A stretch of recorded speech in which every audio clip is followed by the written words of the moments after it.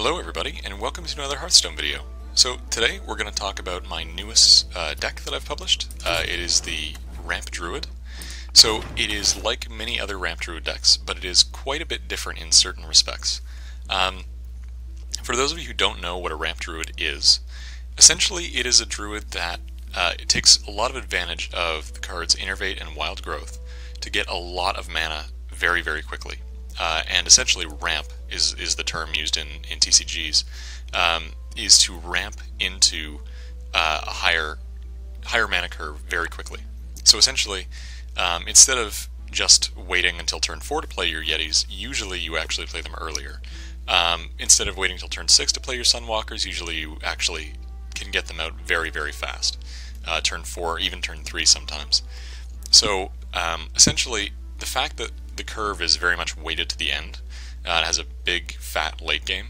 If we just do the math here, there are 18 cards that are 4 mana or plus, which is the vast majority of the deck. Because there's so much weight in the late game, normally you'd be very slow to open up, but with this deck and the ability to get a lot of mana very quickly and to burst out mana at times, it's actually not a problem at all, and you just have a very strong late game in the mid game. So very, very effective. Usually with ramp decks, what they end up doing is having a lot more legendaries than I have, and they usually have a lot more big stuff. They have less of an early game, and instead of having golems and Earthring Farseers, for instance, they have things like the Big Game Hunter, Acidic Swamp Ooze, and Healing Touch. Basically some tech cards to counter the current meta, that sort of thing. With mine, I find you don't need it. I have made this because, essentially, when you play a Ramp Druid, if you don't tend to get your ramp, essentially, if you miss your Innervate and your Wild Growth, you are toast, right? You're completely screwed. You can get into a late game and be okay, but it's so slow, and especially against something like aggro, you really don't have a hope. They will run you down much faster, I think. And so, what I tried to do in this deck is, first of all, be consistent. I don't have very many tech cards or things like that. You'll notice everything is in pairs, with the exception of Rag and Ysera, and everything is supposed to be very consistent and easy. It's not a budget deck, per se, because of the Ancient of Lore and obviously the two legendaries, but it is fairly budget as far as ramp is concerned. One of my goals in making this deck was actually to try to get rid of that issue of not having your Innervates and Wild Growths, because of course that's going to happen. It's going to happen more often than not, even. And so I have added in some earlier game cards. I've taken out a Healing Touch and put in the Earthring Farseers to make up for that, because usually I find in a regular ramp deck you just don't need the Healing Touch. I've put in Harvest Golems instead of things like a Big Game Hunter or Acidic Swamp Ooze, just for early game consistency. The times that you're going to use Acidic Swamp Ooze and Big Game Hunter are special. They're not 100% of the time. And my feeling on this is I decided to go more consistent rather than more high risk, high reward. So let's go through the cards themselves, and what we'll do is we'll talk about sort of how they fit into the deck, how they work, and at the end of the video what I'll do is talk about some cards that I could have included but didn't, and why I didn't include them. Also, if you're interested in gameplay in this video, I've got a link in the description to a video from me that is essentially trying this deck out on the ladder and showing you how it works there. So head on over to that video if that appeals to you. So, Innervate and Wild Growth we've already talked about. They're your ramp cards. You can be greedy with them.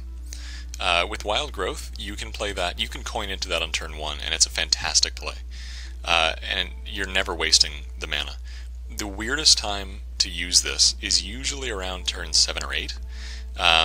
Around turn 7 or 8, you sort of want to wait until the end of the game if you can avoid it, because you're not getting a lot of advantage at that point. When these get used at 10 mana, you get a card instead. And so, in a lot of ways, when you get up to that end game and you're not using them, you tend to want to wait all the way to the end game to get free card draw, which is essentially exactly what you need when you need it the most. So, this is a good card regardless of where you get it in the game. Mark of the Wild is essentially in here for the purpose of making your big fat minions scary. The deck is full of big fat minions, which we'll talk about soon, and these allow you to make them even scarier. So a Showwind Yeti which is a 4/5, suddenly becomes a 6/7 with Taunt if you use Mark of the Wild, which is better than a Boulder Fist or Ochre for the same mana. It's a 6/7 with Taunt as opposed to just a 6/7. And you can get it out earlier. You can put out the Yeti and then you can do this on another turn and make it much scarier. So it gives you a lot of modularity, and it's quite good. A lot of people tend to run the Black Knight with this deck, or similar decks, and they use Mark of the Wild to give the opponent's Taunt, and then kill it with the Black Knight. That's a very expensive removal trick. That's a lot of mana for what it is, and in my experience, I find that it's a lot better taunting your own creatures, because especially when you have a deck like this, you just end up having so many taunt creatures that they will blow all of their removal and you'll still have things to kill. So, in my opinion, it's better to run without the Black Knight in this deck. Or at the very least, I have chosen to not do it, because I've found that I don't necessarily need it. There's certainly times in which you can get bonuses from it, but I find I like it better without. Wrath we're not going to explain, because that's a standard card for most Druid decks. You usually want to prefer to use it for the card draw as opposed to for the straight 3 damage, but if you have to use it for the 3 damage, don't be afraid to do so. The Earthring Farseer is one of the first changes I've made to the standard ramp Druid. It is all about the healing, right? So this is getting an early game minion on the board, 3/3 for 3, great value, and it also gives you a way in which to heal yourself if you're fighting something like aggro. It also gives you a chance. You can. It has value at any point in the game, because when your big fat minions get damaged, this can heal them right back up to full and make them equally scary again. So this is a really nice, easy minion, easy to play, easy to heal yourself, protect against aggro, and easy to heal your taunt creatures as well. So this is just an all-around great card for this deck. The Harvest Golem is a big it's the big fat minion, quote-unquote, at 3 mana. It stays on the board, it's a great value card, and it gives you options early in the game, especially when you don't get your ramp cards. Swipe, again, it's in every Druid deck, you want to keep it, it's phenomenal. The Chillwind Yetis, they're just big fat minions, high value, they're excellent targets for Mark of the Wild, they're excellent targets for the Defender of Argus, they're just big minions that have great value, and this deck has lots of ways to make them even more valuable. It also has a lot of ways to get them out very, very early. The extremely scary play, which you can use sometimes against classes that you know don't have early removal, would be the Innervate Coin Yeti on turn 1 play. A lot of Druids will do this if they have a similar deck. A lot of Druids run Innervate and Yetis, so basically most Druid decks can do that. It has just such amazing value. If you can get that out against something like a Paladin or a Priest or something like that that just doesn't have early game removal, Warlocks too, it's really, really effective. You want to be careful when doing that trick against somebody like a Rogue who can sap it and you've just wasted 3 cards to not play something. Hunters can have Freezing Trap, and that's really annoying. So you got to be careful when you're using it and know who you're fighting against. The Defender of Argus is another card that you tend to not see in Druid ramp decks. I don't know why. You have so many minions that have a lot of health and just sort of are very good at what they do. They have a lot of value already, so to give them +1/+1 and to give them taunt is even better. Creatures like the Keeper of the Grove and the Azure Drakes and the Ancients of Lore, even sometimes Rag and Ysera, although usually you want to protect them. The Defender of Argus is just phenomenal at making them even more valuable and making your opponent have to work through even more stuff. As the game goes on, you're going to acquire more stuff. You're just going to naturally accumulate board because you have so many big fat minions. And so basically, in my experience, the Defender almost never goes unused and almost never goes undervalued. The least value you're going to get out of it is putting down like a Yeti and a Defender on the same turn. I often have done that in the past when you don't have better options, but nonetheless, you still have, out of that deal, you don't have quite full value, but you have a 2/3 on the board, and you have a 5/6 taunt on the board, which is a pretty okay thing to do. So generally speaking, this is a really good card for this deck. The Keeper of the Grove is a phenomenal Druid card.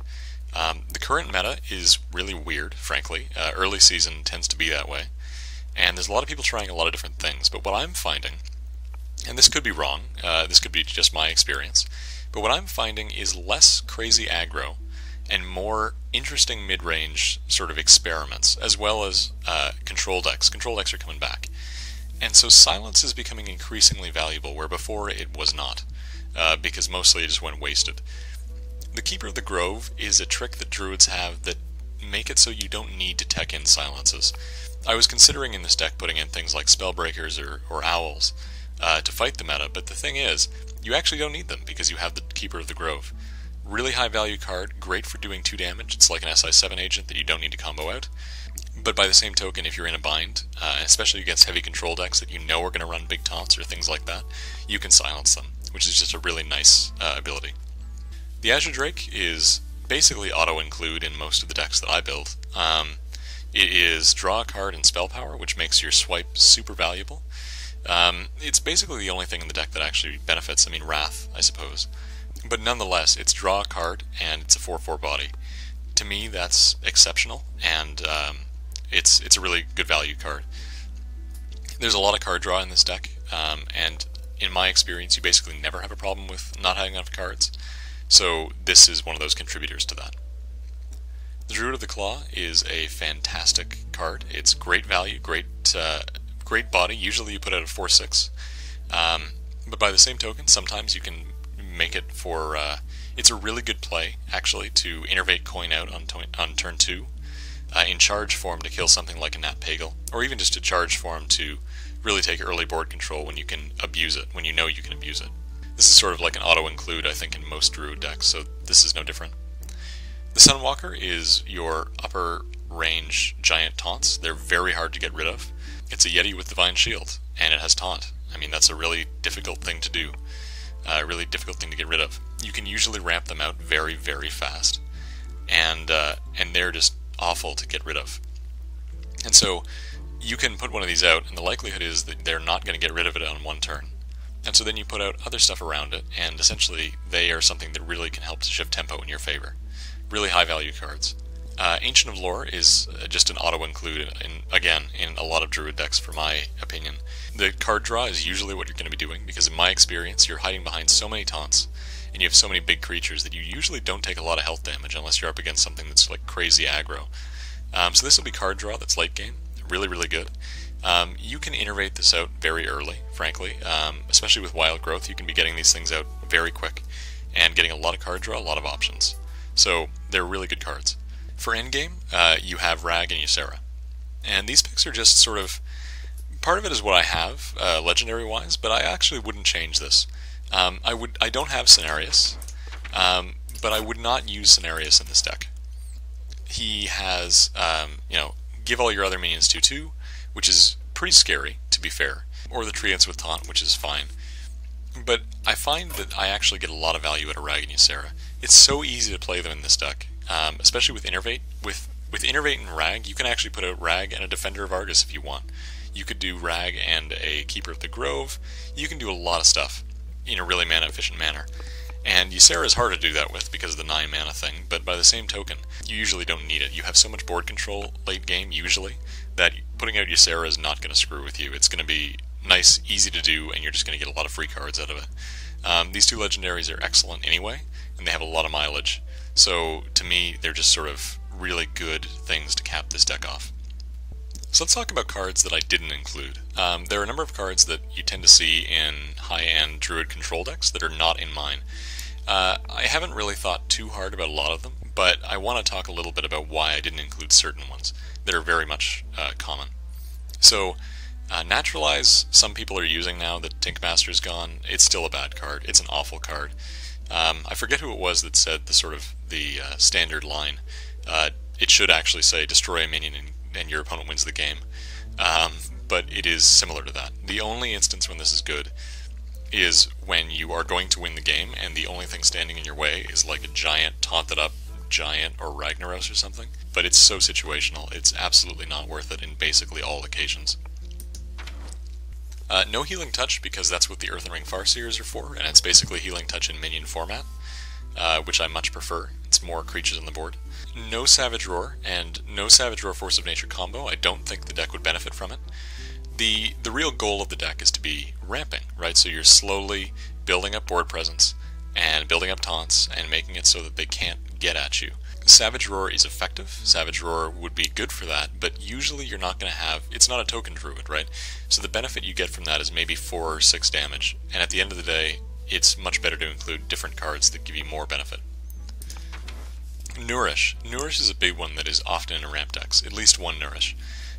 3 cards and 2 mana crystals is a huge thing, especially if you can innervate it out early. If you innervate out a Nourish with a coin on turn 2, you basically win the game.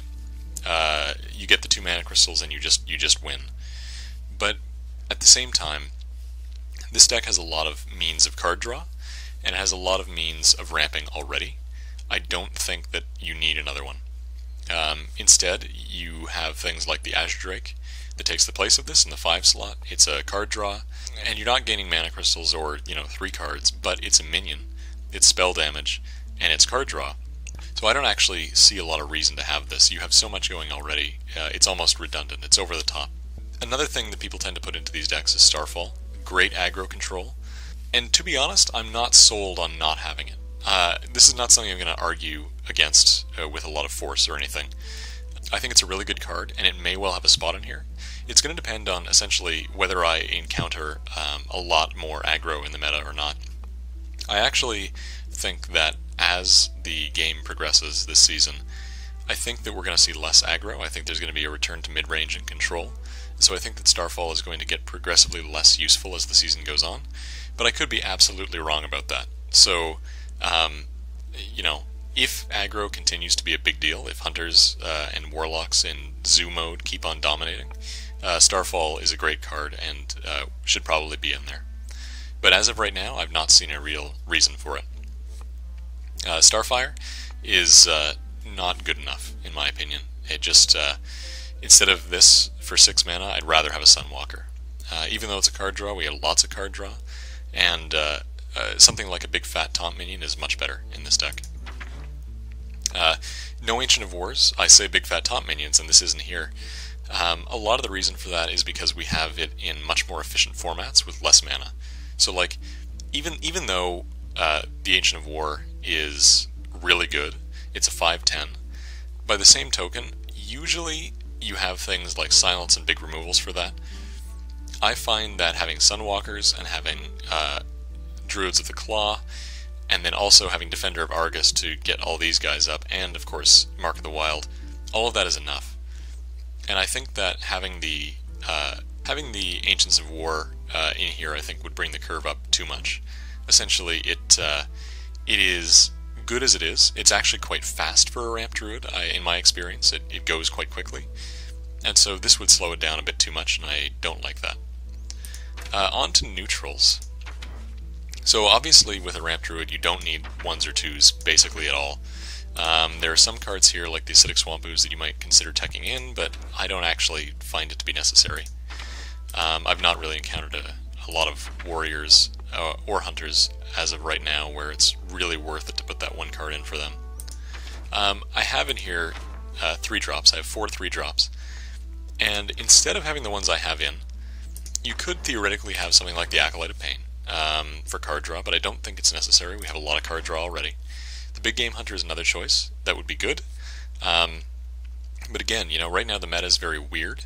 There's a lot of aggro decks, there's a lot of non-aggro decks, a lot of control, and so I think that having a Big Game Hunter is going to be too inconsistent in this season right at the moment.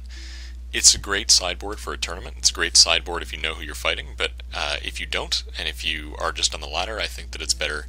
It's so situational that I would rather have something else, and I'd rather have a more consistent deck.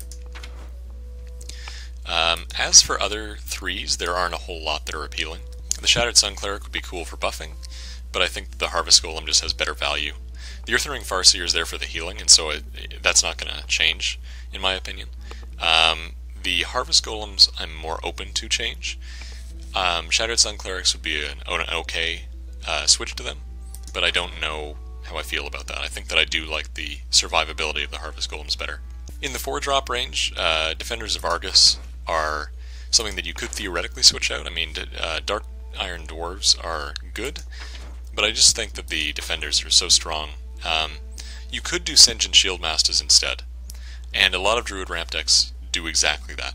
So the benefit there is that you always get a taunt versus sometimes getting a taunt. But the thing is, your board is so full.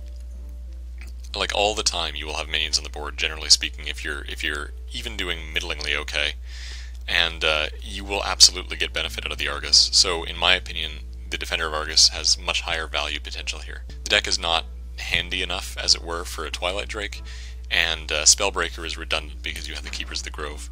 Instead of the Azure Drake, you could have...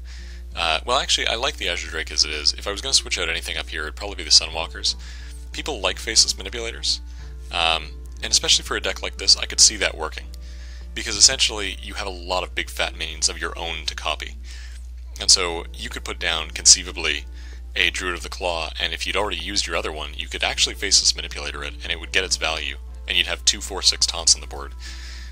So even a simple play like that, but I mean, you could put down, for instance, a Sunwalker, and then Innervate out a Faceless Manipulator. You could put down Ragnaros, and the next turn you could Faceless Manipulator it. Like, there's a lot of good play that you could have with the Faceless Manipulator that would just make it even more difficult for your enemy to win. So that's certainly something that could be subbed in. Argent Commanders are not what we want. Lord of the Arena is something that's way less efficient than something like a Sunwalker. So up here, there's not a whole lot that I would change.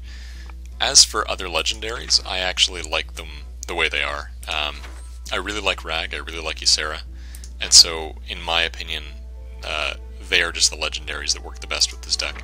There are potentially other ones. I mean, there's things like Deathwing that you could do, but I actually think they work quite well as it is. So, that's the deck. In my experience, it's just been so consistent. The fact that it's all 2s is really, really good for that. Very consistent, and it just, it's really fun to play. It is a really fun feeling to sort of coin out very quickly a giant minion. And not just coin, but like Innervate, Wild Growth. You feel like you're always ahead with Wild Growth. So, it's a really good psychological feeling.